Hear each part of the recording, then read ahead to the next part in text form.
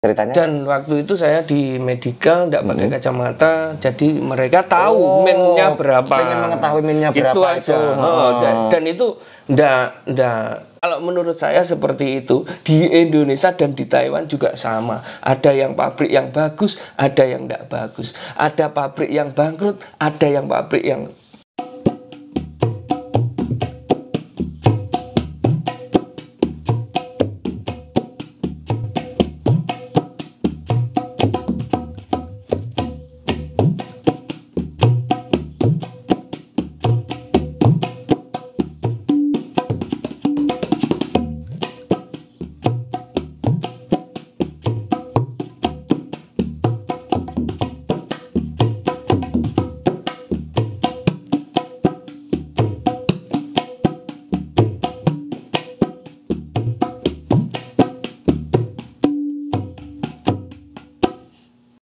Oke lor, assalamualaikum warahmatullahi wabarakatuh. Waalaikumsalam warahmatullahi wabarakatuh. Salam sehat, salam duluran dimanapun Anda berada. Tentunya masih dalam keadaan sehat tanpa ada kekurangan suatu hal apapun. Masih kembali sharing cerita berbagi pengalaman keluh kesah sejauh ini. Mungkin hari ini aku juga ketemu salah satu saudaraku. Aku ketemu juga mungkin kalau dibilang salah satu senior yang sangat luar biasa. Ya Mas ya. Dengan Pak siapa nih ngomong-ngomong nih? Nama saya Eko Wahyudi. Eko Wahyudi, nama Taiwan ini semua Mingje. Ike. Puseliang ke mah? Ike. Oh, Ike. Number one. Oh, very good. Saman asli dari mana, Pak? Asli Kendal Bulur, Boyolangu, Tulungagung. Tulungagung. Ciri khasnya seperti ini. Ini kok ada hal seperti ini? Apakah sama tuh di sini mendirikan musik atau memang merantau ke pabrik Taiwan? Pak Eko. Saya hobi musik, hobi main musik. Dulu di Kendal Bulur juga main musik. Sama Pak Eko Dalang. Sama Pak Eko Dalang juga. Oh, Pak Eko Presdianto salah satu ini. Beliau sangat luar biasa, iya. Betul enggak? Beliau bersaya. Luar biasa. Berarti hari ini Mas Trans B7 menemukan salah satu artisnya Pak Eko Presdianto. Salam Kendal Bulur ya Pak ya. Salam Pak Eko. Salam Kendal Bulur. Oh, gini Pak Eko. Sedikit kita berbagi, sedikit kita berbincang. Mungkin kalau bisa dikatakan di Saman kan sekarang ada di Taiwan, betul enggak? Sama juga sambil menggeluti seperti ini Pak Eko. Iya. Setiap hari libur aja. Setiap hari libur saya biasanya main musik. Tapi intinya tetap fokus untuk bekerja. Nomor satu bekerja untuk musiknya. Main musik hiburan. Karena kalau tidak ada hiburan, ya kadang-kadang sulit juga ya. Betul. Terus Saman di Taiwan sudah berapa tahun Pak Eko? Saya sudah hampir 5 tahun. 5 tahun. Bener ini 5 tahun yang belakang apa 5 tahun yang? 5 tahun. 5 tahun. Saya sudah hampir 5 tahun. Belum 5 tahun tapi hampir 5 tahun. Hampir 5 tahun. Sejauh ini kalau untuk di bidang kesenian seperti ini Saman sudah kemana saja? Kaohsiung, Tainan, Taipei atau mana saja Pak Eko?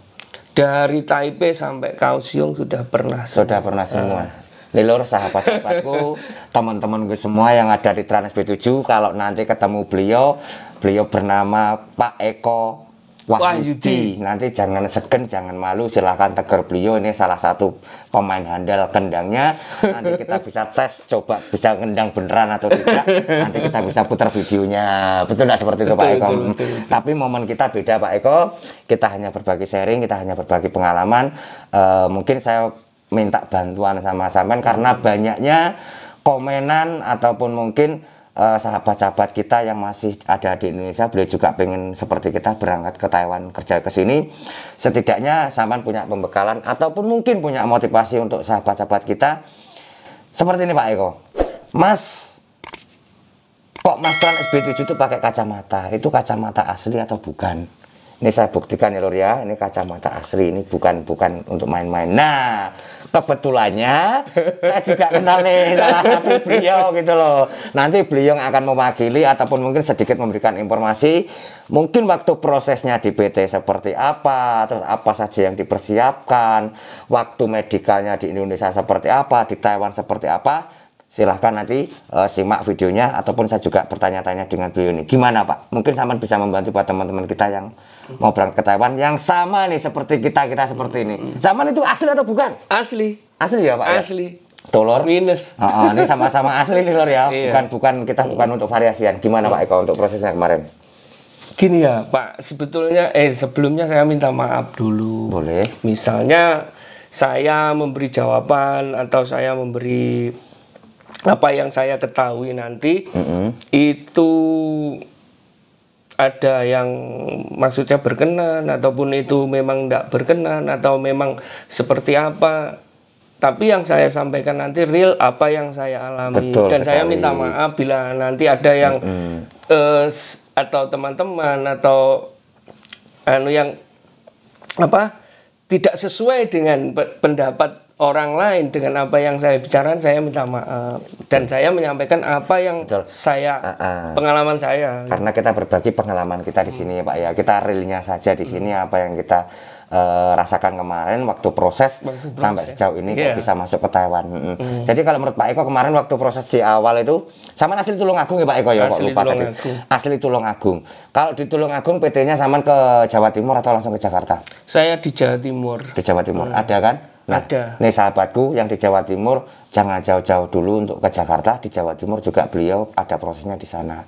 Terus untuk kacamata itu dari awalnya Saman ceritakan Pak Eko bagaimana? Saman masuk ke PT-nya, terus prosesnya itu bagaimana, apa saja yang perlu disiapkan? Monggo Pak Eko.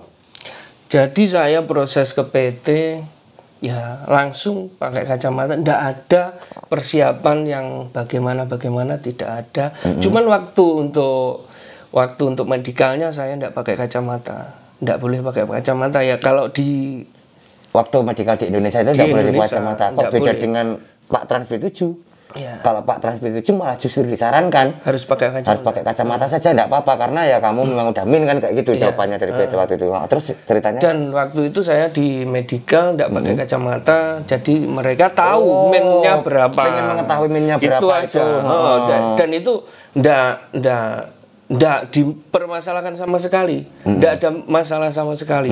Nah, teman saya juga lebih parah sama saya daripada saya. Hampir berapa minyak, kalau hurufnya tidak besar tidak bisa kelihatan sama sekali. Tapi juga lolos, tidak ada masalah. Tidak ada masalah sama sekali. Terus tidak ada masalah sama sekali. Terus akhirnya ya itu, akhirnya setelah selesai itu ya lolos, medikalnya fit semua. Yuk persiapan untuk itu. Nah, waktu di PT-nya itu ada 1 atau 2 orang, 1-2 orang. Kalau pakai kacamata di sana begini. Nanti di sana kelihatan ribet kalau pakai kacamata. Nah, dan itu saya memangnya kalau pakai kacamata ribetnya gimana? Saya tanyai. Kalau sama saja ya pakai kacamata kita juga bekerja juga ya sama bekerja, tidak ada ribetnya gitu. Ya seperti itu. Jadi untuk di PT waktu itu nggak ada masalah ya Pak Eko? Tidak ada masalah. Di PT itu ditanyain nggak Pak Eko untuk mungkin maaf nih cek dari dokternya ditanyain nggak? Cek dari dokternya itu kan dari itu Pak. Dari hasil medikalnya. Yang sampean awalnya itu nggak ditanyain berarti ya? Tidak ditanyain. Nggak ditanya, jadi beda, memang beda. Kalau saya dulu kan ditanyain mana bukti kamu kalau kamu memang kacamatamu itu nanti kamu bisa cek lagi ke dokter dan tolong bawa ke PT untuk dirampirkan menjadi satu untuk persyaratannya seperti itu. Tidak. Jadi beda mungkin tidak ya? Tidak ada. Terus untuk prosesnya Saman kemarin itu berapa bulan? Saya 3 bulan. Alhamdulillah lancar 3 bulan. Lancar, nggak ada masalah. Nggak ada masalah. Jadi mungkin sedikit Pak Eko tambahkan buat teman-teman konco-konco sing pengen Taiwan karena kita berdua kan merasakan punya min seperti ini. Mungkin Pak Eko punya saran ataupun motivasi buat teman-teman yang ingin berangkat ke Taiwan. Monggo Pak Eko. Jadi teman-teman untuk yang berangkat ke Taiwan bila punya min dan pakai kacamata itu tidak ada masalah. Tidak ada yang dimasalahkan untuk pakai kacamata seperti ini tidak boleh gini tidak ada. Kalau memang takut, saran saya kalau memang takut tidak usah pakai kacamata. Kacamata ini tidak usah dipakai aja. Jadi masuk proses ke PT tidak usah pakai kacamata, nanti diperiksa di situ minyak berapa, itu malah tambah bagus, tambah aman. Kalau menurut saya seperti itu Kalau memang takut, yang ditakutkan biasanya kalau ada oknum ya, oknum saya tidak menyebut siapapun, ada oknum yang nakal. Nanti kalau pakai kacamata harus ini, harus syaratnya ini, syaratnya ini. Nah itu yang saya takutkan. Ada oknum-oknum yang nakal. Jadi nanti gitu, minta uang kalau kamu pakai kacamata, kalau ndak ininya gini, ndak bayar segini, nanti ndak bisa masuk. Nah itu yang takutkan. Saya ya mohon maaf, saya ndak mengatakan siapa-siapa atau gimana, tidak. Tapi kalau memang sampean pakai kacamata dan lebih baik prosesnya kacamata ndak usah dipakai. Nanti medical dan seterusnya itu baru di situ nanti berapa aminnya dan itu proses untuk selanjutnya. Tidak masalah. Lebih aman seperti itu. Kalau sampean minta aman seperti itu. Kalau menurut saya seperti itu. Seperti itu.